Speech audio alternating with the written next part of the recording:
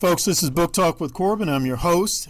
As you know, you can go to my website, booktalkwithcorbin.com, and check out my other interviews and podcasts. I also have a YouTube channel, Book Talk with Corbin Seavers, Seavers. Please go there, subscribe, check out a lot of the interviews there. All of the interviews are good, very informative, powerful things, and please share those. Subscribe to the channel and share what we put up there. Today we have a returning guest, friend of the show, the incomparable Mr. David Horowitz. I'm going to give a brief introduction. Most of my listeners should be familiar with him, but it's always good to to remind folks of this remarkable individual. He's a noted commentator and national best-selling author. His books on the Trump wars have sold over 500,000 copies. He is the founder and CEO of the David Horowitz Freedom Center in Los Angeles and the author of The Enemy Within, Blitz, Big Agenda, and the Black Book of the American Left. And his latest book, I Can't Breathe, How a Racial Hoax is Killing America. Let me repeat that. I Can't Breathe, How a Racial Hoax is Killing America. Now, we're coming here to you from Louisville, Kentucky, so everybody should be familiar with the whole Breonna Taylor thing. And let me tell you something. If you're outside of Louisville, Kentucky, you want to read about this book because you're gonna get the real scoop about that whole situation with Breonna Taylor. I speak with people literally all around the country, and I'm surprised at how people still believe flat out lies about that whole Breonna Taylor situation. But Brother Horowitz, read this book, I Can't Breathe, How a Racial Hoax is Killing America, and get yourself schooled to the facts and a good analysis. Brother, today I want to talk to you about this whole situation with the Supreme Court. As you know, there's a leak, and it looks as if the possibility exists the Supreme Court is going to sort of say, hey, no, Roe versus Wade needs to sort of be sent back. That's something the state legislatures should be dealing with. They should be handling that. But, brother, you would think, I mean, it seems like a lot of the pro-abortion people are saying that abortions would be outlawed in the United States if the Supreme Court takes this position on Roe versus Wade. Is that what you're hearing? Is that the way you're understanding it? Well, they lie, don't they? That's their political MO. I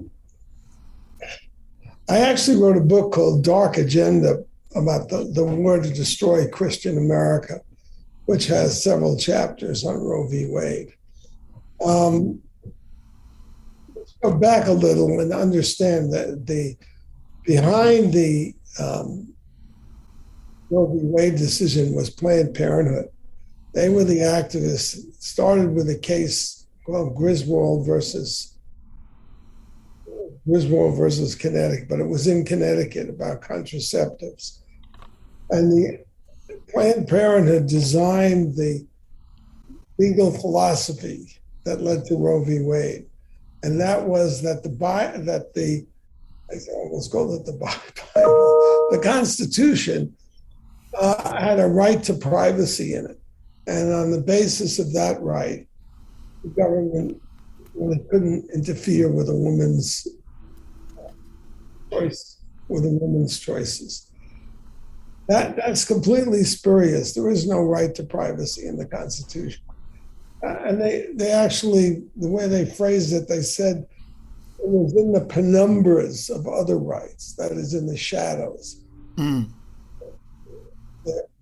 A logical conclusion, if you were a leftist, that you can make from other. Okay, so it was a very questionable decision. There were very distinguished pro-abortion constitutional law professors like John Hart Ely, who said there's no basis in the Constitution for the Roe v. Wade decision. And the terrible thing about Roe v. Wade is that until then, the laws regulating abortion more liberal states and more conservative states. Uh, and the restrictions of abortions were settled by democratic procedures, by the legislatures, which is what will happen if Roe is overturned. So New York and California will be aborting babies even after they've been born, possibly Virginia. But other states, like Mississippi, Missouri, Texas, will have stricter laws. But in any case, the laws can be affected by popular vote. But let's go back to Planned Parenthood being the genie behind this whole process. And they hoodwinked Jane Roe, which is the name of the woman they used for the case. She actually turned against them eventually because she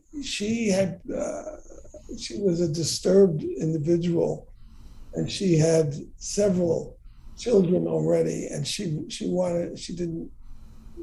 could take care of her baby. But if she had aborted the baby, they couldn't have a case.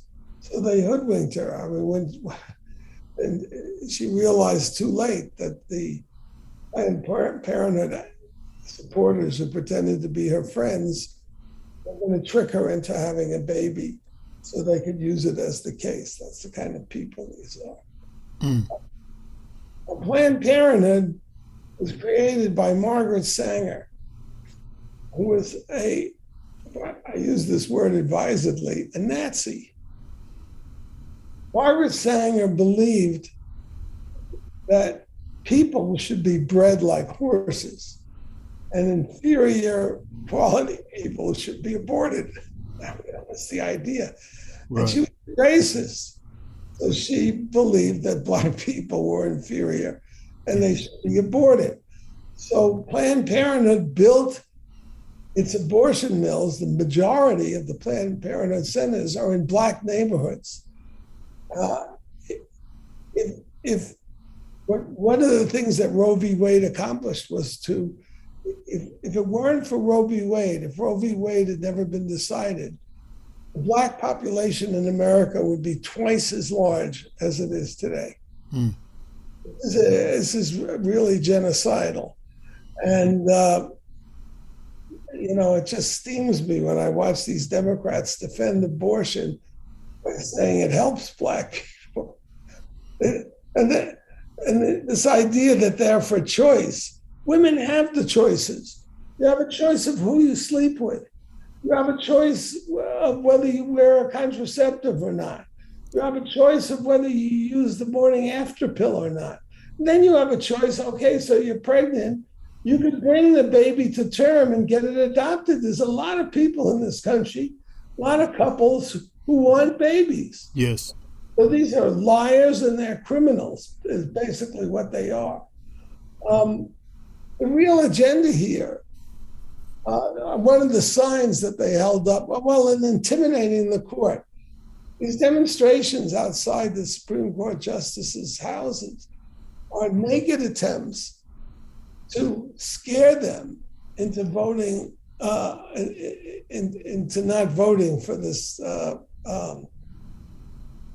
Alito decision on Roe v. Wade. It's the end of the judiciary in America as an independent branch of government. It's a direct assault on one of the most basic institutions of our country. That's made many wrong decisions, but many right ones. I remember reading about these people that are showing up as you sort of alluded to, showing up at the houses of Supreme Court justices and getting very extremely loud and intimidating, and as you said, putting these signs up there, abort the court. Isn't that just flat out intimidation? I mean, isn't that illegal? They're thugs and gangsters. Look. The Democrat, it steams me when Republicans refer to the Democrats as soft on crime. They're pro-crime. They're letting violent criminals out of jail, tens of thousands, turning a blind eye when they go back to their criminal careers and they're stealing things. And the idea that they're socialists, they're redistributing income, or they're getting reparations. Let me say, anybody who wants reparations for slavery should be suing the Confederacy, not the United States government, which spent a fortune in the Civil War and gave 360,000, mainly white lives. There were blacks who fought for the Union armies, but mainly white lives, to free the slaves. Why are they being sued for reparations? These are all these reparations proponents, either they're not thinking straight or they just hate America. Jason Riley's just written a book called The Black Boom. And people don't realize if you're a two-parent family and you have a college degree, if you're black, your income has increased much faster than the white populations over the last 20 years. We're in the midst of an incredible social revolution. It always amazes me when people say, well, of course, the Democrats say that blacks are oppressed because they're marginalized and underserved. Blacks are the center of national attention and have been since the Civil Rights Act. That's all the country talks about domestically. Well, now we talk about inflation, but that's it. Yeah. And underserved, look, there's trillions of dollars have gone into welfare. Welfare is the worst. I'm sure you've discussed it, but it's a horrible system because it drives black fathers altogether out of the home. 80% of black Americans are not poor, only 20%. So race is not why they're poor. It's dysfunction, lack of fathers in the homes, rampant drugs in the city, all of which are traced back to Democrat derelictions of duty. Mm-hmm. Why are our city centers crime-ridden? Because these Democrat prosecutors are busy letting criminals out of jail. It's like, there's this video of Patrice Cullors, the founder of Black Lives Matter, in tears because Candace Owens, who's a black conservative, she has this huge gate. You can't even get to her front door. And Candace, in the politest way, says, I'm Candace Owens, I'd like to speak to somebody. Not even naming anybody. And Cullors pretends, she's terrified. This is a woman who's responsible for 220 violent riots in American city streets, attacks on the police, which have led to the deaths. There 5,000 people, mainly black, have been killed. Yes. Because of Patrice Cullors' agitations. Meanwhile, she's pocketing all the donations that were supposed to go. This is a disgusting human being. She's a sociopath. Anyway, so, I think a main cause of the suffering in inner city communities is these stupid white people and corporations that are funding things like Black Lives Matter. If you look at the reality, and the same thing with the underserved, not only trillions of dollars, many of which go to poor black people, and I wouldn't object to that if they were connected to incentives to work, so they liberate themselves from the dependence that the welfare system imposes on them. But through affirmative action, which is a form of systemic racism, by the way. If you're black, you have enormous privileges, like going to the head of the line to get into college with lower grade scores, which doesn't work so well for for the recipients. I mean, Right. um,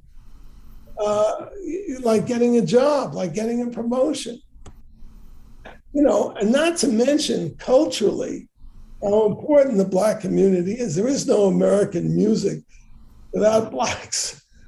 There's, the icons of all the youth in America, including all the white youth, are Black sports figures. Yes. Right. Right. Steph Curry and Michael Jordan, that's who they're modeling themselves on. Yes. So You're right. what the left has done is it's deprived. Well, Jason Riley's book is called The Black Boom. It's deprived a incredibly successful Black community in this period. It's really since the Second World War, and it's really the fight against Hitler and the idea of a master race that began this civil rights revolution I've written about in my book. Folks, we are talking today, learning today from David Horowitz, guest of the show. His latest book is I Can't Breathe, but he's written several. All of them are good. Pick them up, get them, read them, and don't just buy his books and read them for yourself, for your own benefit, but buy them and get an extra copy, and definitely pass this on to a person who's just got out of high school or just got out of college.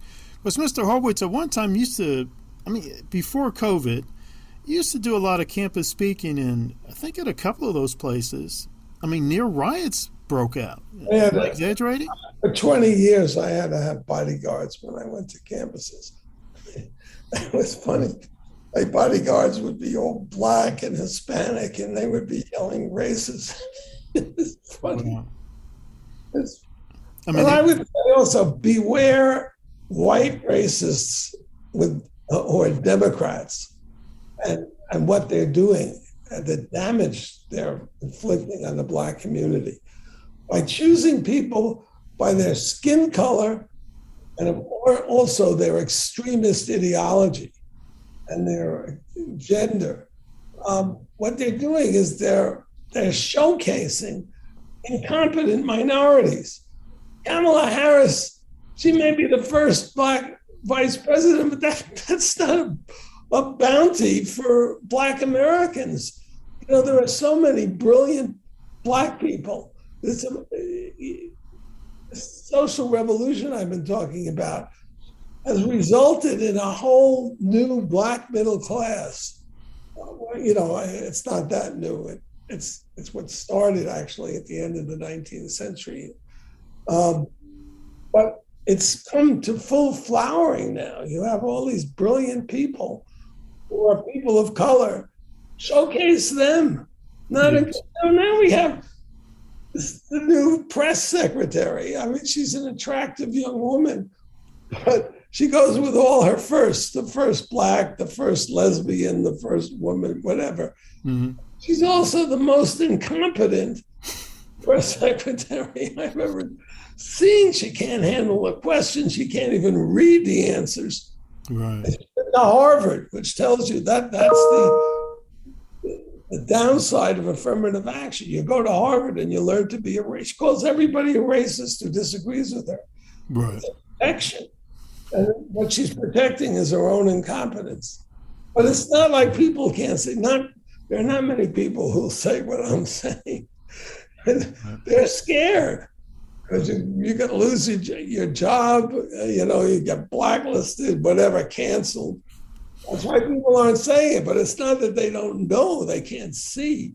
Right. Women should not, we've never had such incompetence at the top of our government, and it's because of these political racists, Joe Biden, Nancy Pelosi, and all their friends at the top of the Democrat Party.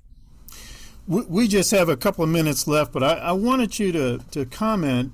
Really good book. Can I promote somebody else's book? It's called Black Snowflakes. Are you familiar with it? Yes, please. Black Snowflakes, who wrote it? I don't. I'll have to look while we're talking. Okay. It's an interesting title, Black Snowflakes. Yeah, he just says the way to get ahead is not to whine. It's to, study, learn, Right. work hard.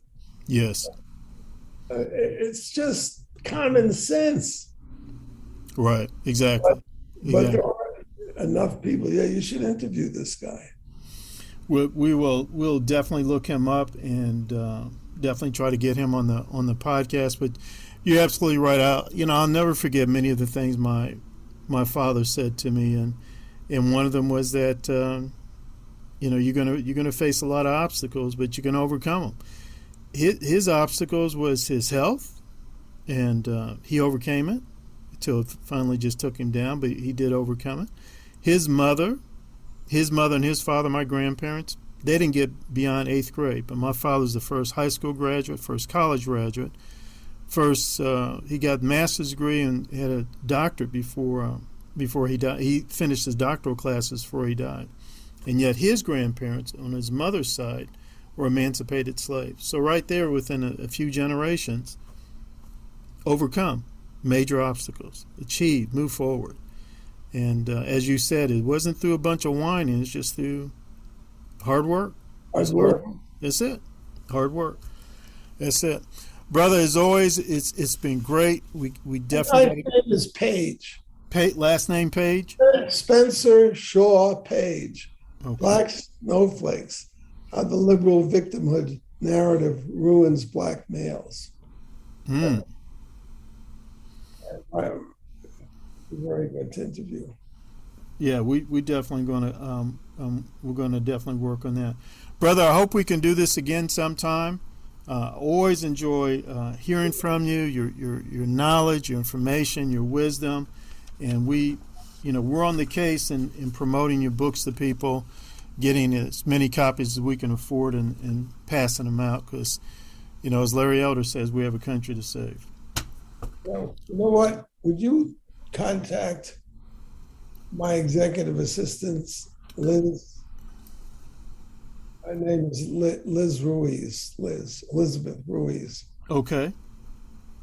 and ask her to send you 50 books of your choosing from mine. We'll definitely get on. We'll definitely get on that, and we'll love that. And I'll guarantee you, we will put them to good use. We will have them into people's hands, and our focus will be on getting them into young people's hands. And say hello to my friend Dexter Pitts. Oh yeah, we definitely do that, brother. Definitely do that. All right, brother. Thank you so much. Take care, Corbin. You bet.